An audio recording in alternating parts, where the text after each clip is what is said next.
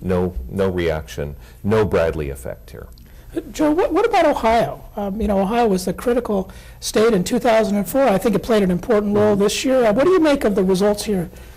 Well, I think it fits into something that you had said in your remarks, John, about one of the things the money does in terms of the mobilization. The model that Democrats had used through the 2004 campaign in Ohio, and certainly that John Kerry did, was you put all your turnout effort into your big cities, into your sort of core Democratic areas, and turn out as many voters there as you can, and then just kind of hope and see what happens. If you had told Ohio Democrats the night before the election in 2004 the vote John Kerry was going to get, they would have broken the champagne out that night. They exceeded their goals. They couldn't believe how many votes the Bush campaign turned out in the suburban, exurban, rural parts of the state. One of the things then that in 2006, when Ted Strickland, who comes from Appalachia, from a non-traditionally Democratic area, and Sherrod Brown, who ran for the Senate, did, was they said, we're going to go out to those areas that we haven't been doing as a party. And they made it the effort. They went to the smaller, the rural parts of the state. They really concentrated their efforts. And the idea wasn't so much that we can win them, but if we can win a few more votes, if we can hold down the Republican margin, much as George Voinovich and others succeeded statewide because they did better in Cleveland than traditional Republicans had done, and in urban settings. And the Obama campaign just built on that brilliantly with, again, given the resources they had. They went out, they had, I think, 89 offices in the state, places that had never seen a Democratic organizer. People were getting knocks on the door. And you looked at, I believe the final figure was something like 76 out of 88 counties, the Obama campaign ran ahead of what John Kerry did. And I think that was really, really decisive. There's a lot to be said just for asking people for their vote. If you never ask, they'll never give it to you. And the other corollary to that is that, additional comment on that is that in our polling, we had to accommodate for the early voting across the country. And it was, talk about organization, Obama had it way over McCain all through that early voting period. I mean, in Ohio here, he was leading 68-22 2 weeks before among those who had already voted. And that shrunk a little bit as Republicans finally woke up and realized they better get to the polls too.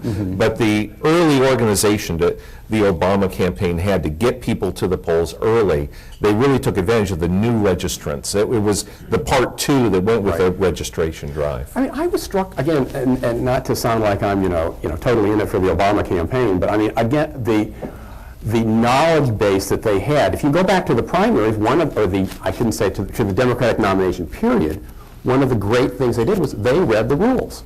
They outdid Hillary Clinton in every caucus state, but even in states where they knew they probably would lose the primary, they realized that Democrats vote by congressional district. They realized that if you focus your resources on certain districts, if you can drive your numbers up, you're going to get more delegates from those districts, so you don't get shut out in a state where maybe you're going to lose statewide, but you can still take away delegates. And in areas where you think you're probably going to lose, again, if you go and ask, you hold it down, and the Democratic rules were such you pretty much have to win a district 60-40 to get anything other than a 50-50 split. They knew the game inside and out. This is John Green of the Bliss Institute again, and I'd just like to expand on these ideas by talking about how Barack Obama won. It's not just who wins, it's how it's done. And if you look at just at the raw popular vote, Obama increased over John Kerry by about 4 to 5 percentage points, which would make this a fairly typical election. He'll probably end up with 52 to 53% of the popular vote, and that's a very solid win. And particularly in this era of American history, but he won 364 electoral votes, which is really quite extraordinary. So he won in every region of the state. He won of the country. He won solidly blue states. He won purple states. He took some red states away from the Republicans. And even in a number of the states where he didn't end up winning, he performed much, much better than John Kerry had in 2004. So if you think of a President Obama going to Congress, going to the country, going to the state governments to rally support, he can argue that he has had support in many of those regions, and that can be very, very important to getting his program passed. It's interesting, we've heard a lot of criticism of the Electoral College in recent times. A lot of people really don't like that old device, which really understands the federal government as the creature of the states. But in this election, we saw the Electoral College work the way it mostly works in American history, which is to expand the legitimacy of the president. Obama only got 53%, what do I say? He got 53% of the popular vote, but he got 67% of the electoral votes. A much more convincing kind of win.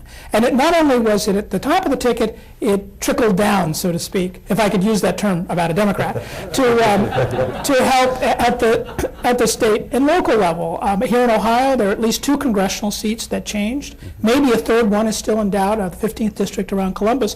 One of the big surprises was the loss of Republican Congressman Steve Chabot in the Cincinnati area. Most people thought that he was going to have a tough race, he always does, but that he was going to win, and partly because of this mobilization effort in Cincinnati, that turned that race around. And of course, up in this part of the state, an open seat from the retirement of Ralph Regula went Democratic, but the Democrats also were able to take over control of one house of the state legislature, in a sense furthering the trend in Ohio that began in 2006. So it's not, this is a historic election in many, many ways, but one thing I think to focus on as we go forward is the nature of the victory. It was very, very broad-based. It was deep as well as wide. And that's going to give President Obama and his administration some opportunities that some of our more recent presidents didn't have to build consensus in this country. We've been through a period of intense polarization. If we look back historically, that has happened frequently in the United States, but our good fortune has been that it has always resolved itself into consensus. And one can be, whether one is a Democrat or a Republican, one can have some optimism that we'll see less of this divisive partisan politics and more consensus building in the next 4 years. John, what do you think is the risk of Democrats overreaching in Washington, given the nature of Nancy Pelosi and Harry Reid controlling the Congress? Well, I think it's a real danger, and we've seen that in a number of different administrations, including the 2 most recent ones with President Clinton and also with George W. Bush, that they didn't come in with quite as propitious a situation as President Obama will, but there is that temptation to overreach. Partly it's just the heady experience of being elected and having all these great ideas and getting the sense that the American people are behind you. But America's a very complicated place, as both of you would know better than I, and it is difficult to bring about too dramatic of a change. So there is that danger that they will overstep their bounds, and then the system will correct itself. And not always in ways that the administration will be pleased with. Joe, just one thing that came to mind. We had some ballot issues here in Ohio. We did. And what happened? They all were decided decisively. There were the 2 that got the most attention were issue 5, the payday lending, it was put on the ballot by those who wanted to overturn what the legislature had done, but was phrased so that it was asked the voters, would you like to sustain what the legislature has done and the governor has signed? Realizing it's usually better to have the no answer when people are confused, and then they put on a campaign that was designed to confuse.